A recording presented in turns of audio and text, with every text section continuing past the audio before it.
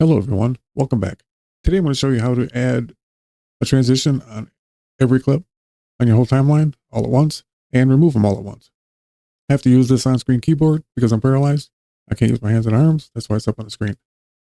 Start out with selecting all your clips. Get your transition, right click on it. Select add to selected edit points and clips. And now you'll have one on every clip, including the beginning and the end. Obviously you can delete them, you don't need that. Now to remove them, hold the shift key down, select the first and the last one. Make sure the clips are not selected, only the transitions. Let the shift key go and delete. Well, there you go. Thanks for watching. I'll see you on the next one.